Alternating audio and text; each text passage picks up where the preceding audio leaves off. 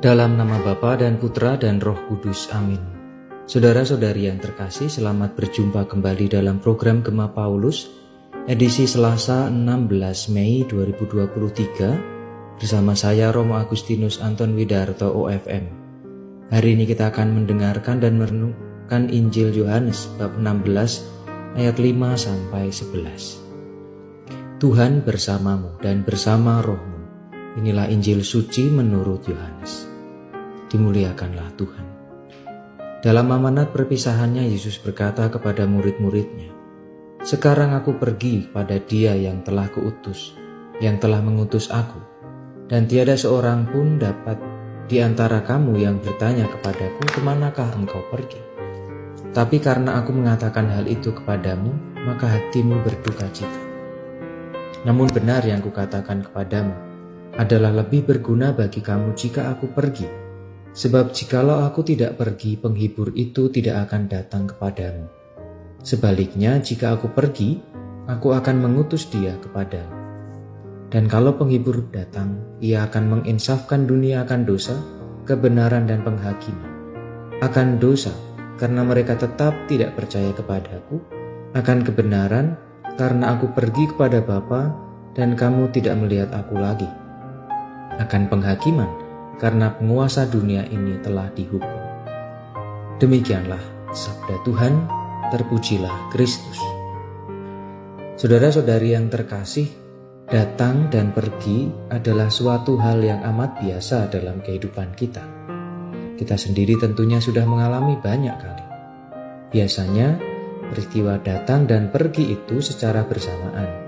Artinya, ketika ada orang yang pergi, biasanya datang juga orang lain yang menggantikan posisinya.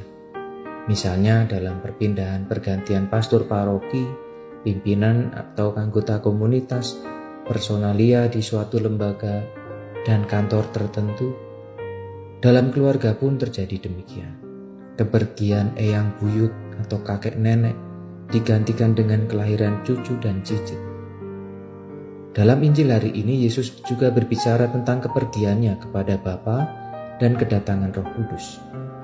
Namun hal ini tidak berarti bahwa Yesus benar-benar meninggalkan kita dan tidak lagi bersama atau menyertai kita. Dengan kebangkitannya, Ia hadir tanpa terbatas ruang dan waktu.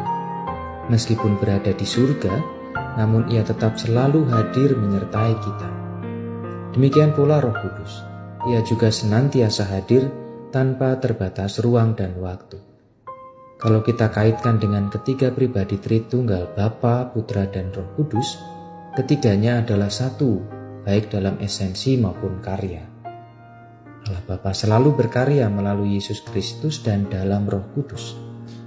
Mungkin dari ketiga pribadi ini yang jarang kita sapa dan kita beri tempat dalam hidup kita adalah Roh Kudus. Kemungkinan hanya kita ucapkan saat kita membuat tanda salib dan mendoakan kemuliaan. Lain halnya dengan Bapa dan Yesus. Keduanya hampir selalu kita sebut dalam doa-doa kita.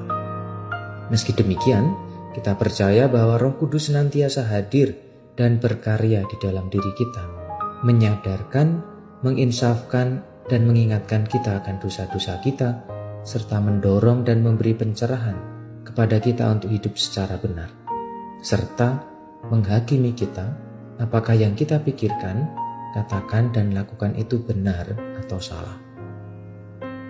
Tuhan bersamamu dan bersama rohmu. Semoga saudara-saudari diberkati Allah yang Maha Kuasa, Bapa dan Putra dan Roh Kudus.